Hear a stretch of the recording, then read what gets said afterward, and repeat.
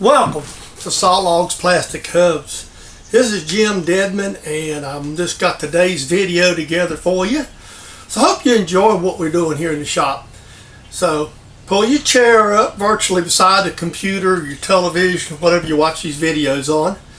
Sit back and enjoy the video. Good afternoon. This is Jim, and this is Flashback Friday. I know you hear a lot of my introductions about something called Sawlogs Plastic Hubs. This is a Sawlogs Plastic Hub. It is designed, made for go-kart racing.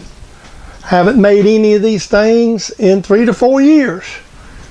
And today we're making two sets for a friend of mine who's still racing that I used to work with at Eaton, that I run across in a unrelated business deal.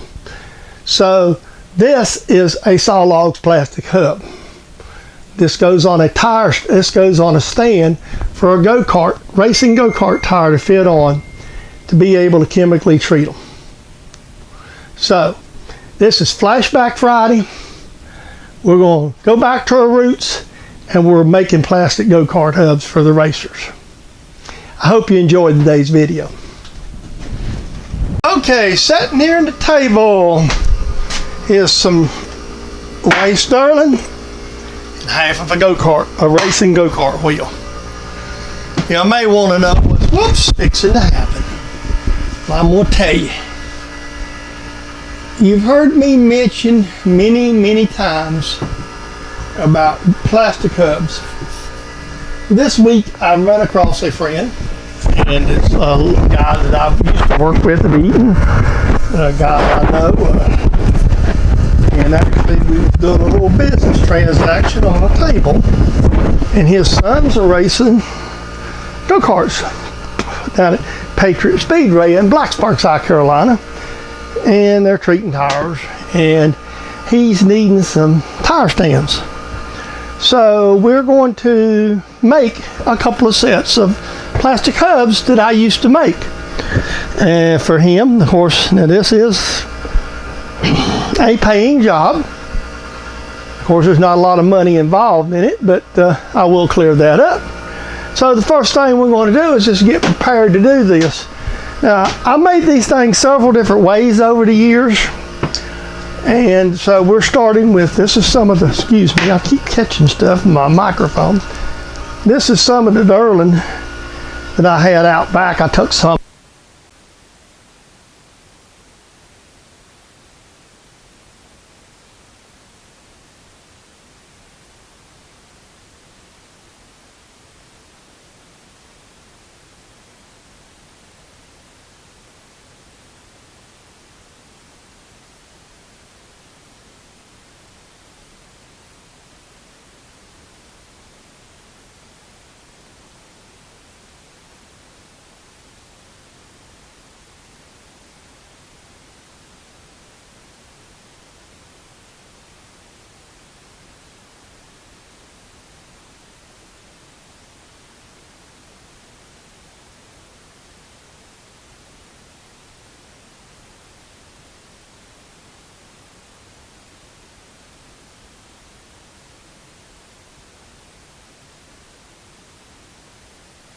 I'm going to explain something, and I'm not trying to start controversy about things or nothing, but what I'm doing is I'm just making a simple setup, and the purpose of what I'm doing is obviously I've got a set of parallels here. I'm just making like I call it, a simple setup, because all I'm going to do is I'm going to just find, I've got a stop set, and what I'm going to do here is just eyeball me some, eyeball the width and the length and set a Z, just that way I can just find quick zero, get close to the center of the part. Now these are going to vary some because of solid surfaces and all that. But we just, we need around a 3-inch circle. So,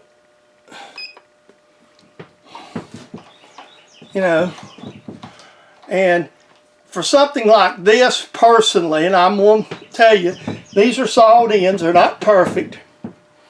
And instead of trying to come out here and edge fine and all that happy stuff, this is where I just like to do something simple like a 1/4 inch rod. Run down there and touch it and just zero off of it, because it's a known factor. It's just simple, quick, and effective.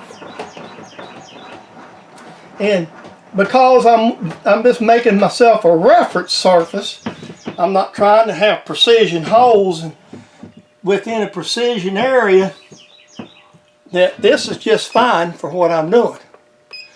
So, you know, I guess I'll phrase it this way. You want to select the precision you need for the work and the speed you're doing it. You know, I'm doing this as a favor to a friend, and I'm also wanting, you know, get a little money out of it. So the more time I put into it, you know, and again, if I'm not dead nuts, I'm cool. So what I've done, so I've got a stop set to put my blocks in, and I've found me a center. And we're not going to go nothing fancy. We're just going to pop a dang drill in these things and drill holes. I'll bring you right back. And I just got the vise grabbed. And I'm just going to pop my mill on. We'll go down there with a 5/8 drill. Put us a 5/8 hole right down approximately in the center of this part. And then I'm going to do the same thing for the rest of these 8 blocks. Just basically let her go, slide her out, knock this plastic here off, throw it in the floor as we're going to sweep here in a minute. And to answer your question, I'm using the sides, I'm using a sawed end as my pushing reference, not, so this way when it goes in the vise, the 2 ends that look like it's been some kind of machine is a lot squarer. Now I've done this kind of stuff with a drill press. Let me slow down. I'm going to roll and do that doubling. Let me get her down to a little more reasonable speed there. Mr. Pete might be watching me.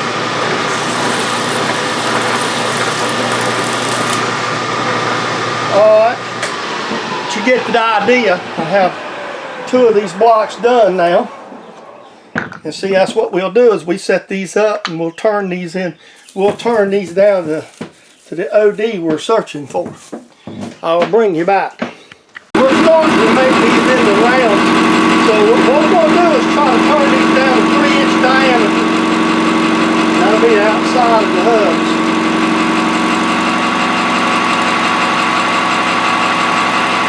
And while we're catching corners, we can go really aggressive cuts. But as long as we're just taking cuts, I'm going to see.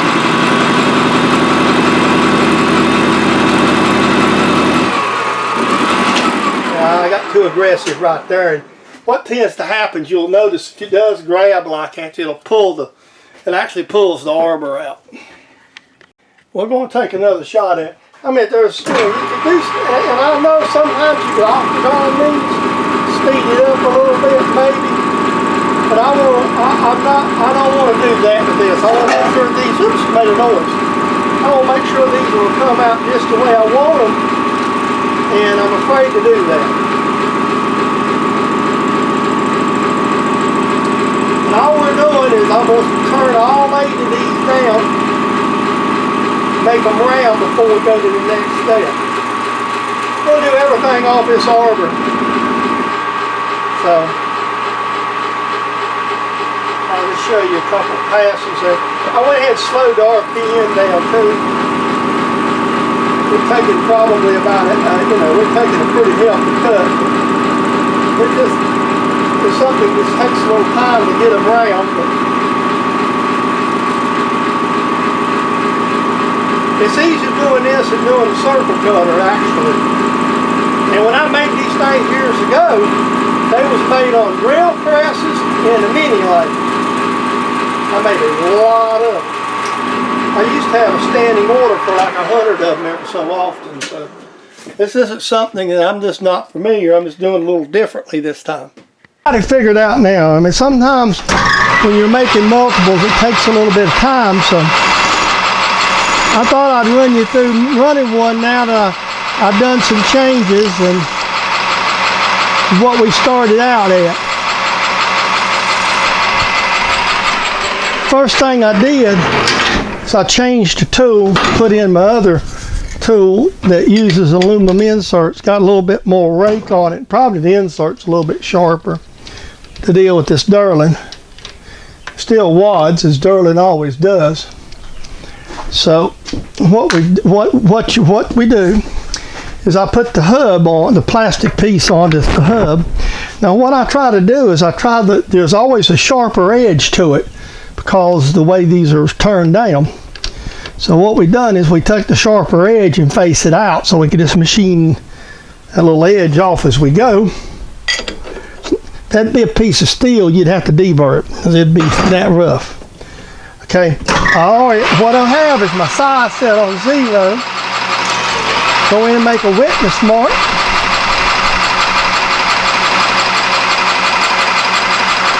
Just take and start down at 100,000 passes.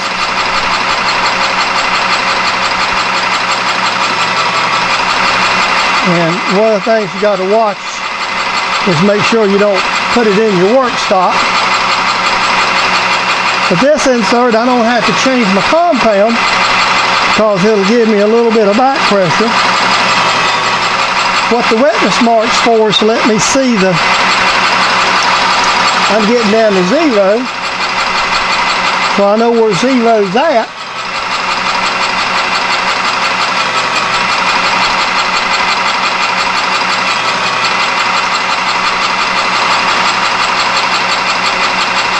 So I can, know, because you can get cranking doing this. It's real easy to basically kill one really quick.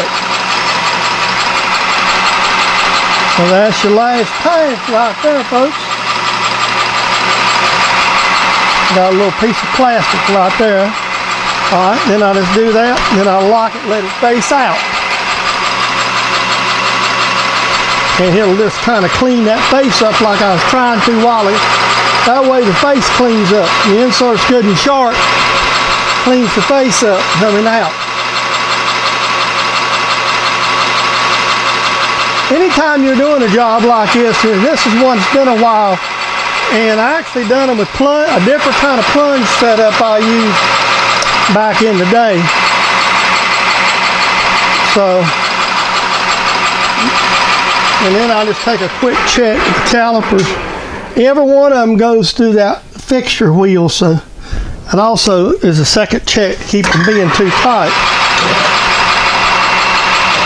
And just take this here Forces mill bastard file, kind of break this edge right here, and that edge. Some of these have got a little bigger flats than others because of the way the original plastic didn't clean up. So now I'm good to go. Now all I'm going to do now is run my slide down there and before I can get close so I can know where I'm getting. So I can look to where set my 0. And that's it right there. That's all it takes. And I'm just about done by turning. These are done off a fixture. Now basically fixtures I have a go-kart wheel. There's some things I've been modified.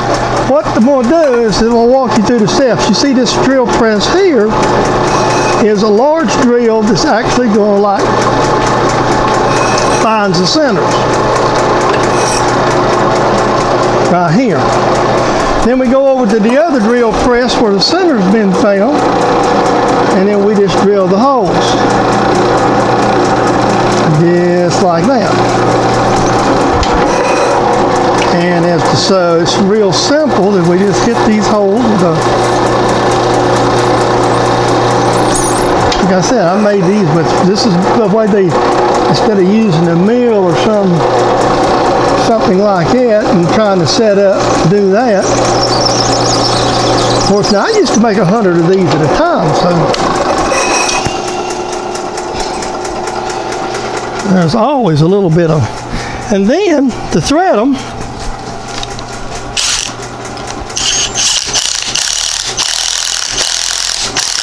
we just thread them in hand. I never threaded them this way back in the day. I just put them in a drill, or a regular cordless drill, and done it instead of using an impact driver with a socket like I'm doing today, and an adapter, because I have these adapters now that I didn't have back in those days. So it's a simple matter.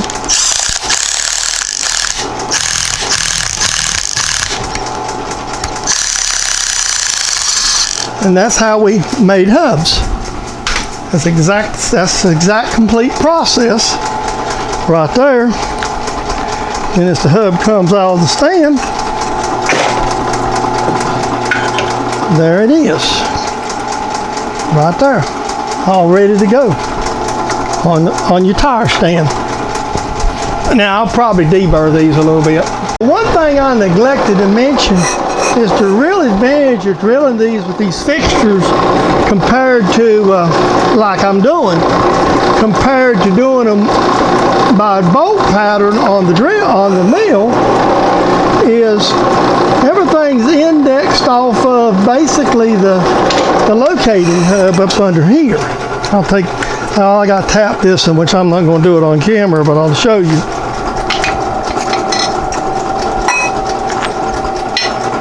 That's what, so see, we're locating on this surface here, reference to the center line, and then we drill in the holes. That way this pattern, this hole's in relation of, is true in relationship to that. And that's the advantage of this. It's real simple. What that really there is a half of a wheel. There was two-piece wheels. I got these in a deal years and years ago, and I just kept them. And that's what the black paint marks are also for. And we just take a larger drill, and as you see in this clip, and we just spot these. The paint marks are just for my reference to do them. Like I say, back in the day, I used to make 100 of these a time to sell. Okay, that's the finished 8. That's for 2 stands. And what these are used for is they'll put them on a metal stand and bolt them, and then bolt the go-kart wheel onto these like this. And then that lets them spin it, and they can take and put chemicals on them and stuff. Most of the time these are done at home. Sometimes they'll put them up on the stands at the track and have 2 or 3 sets so they can clean their tires or have a spare set they're working on or whatnot. So, or at least back in the day when I raced. I'm not really sure how the kart guys do it now. But this is a friend of mine over in Shelby. I used to work with him, and I ran across him the other day on a different business dealing, and we got to talking, and I told him I would make these set. He's getting a deal on these. I won't make any more for the price I quoted him. But if I make any more, somebody else will pay a little more. So, but that's the product, and that's this is called, I'm gonna say, Flashback Friday. So we'll let you see. Hopefully, like I say, we'll go to the closing now. That's today's video of the project that I did. Hope you enjoyed that video. Please remember, this is a copyrighted production of James Dedman Sawlogs Plastic Hubs for your enjoyment here on YouTube. Also, if you haven't already, please subscribe. It doesn't cost a thing to subscribe. And while you're at it, if you have other friends that like to watch machine videos or an old guy out playing in the shop, how about jumping in and tell them, hey, come over to the channel and give us a try. I really would appreciate it. Again, thanks for watching the videos. Thanks for the ones who comment. They're always welcome. And again, we will see you in the next video. Have a great day. And like I say, thanks for watching again.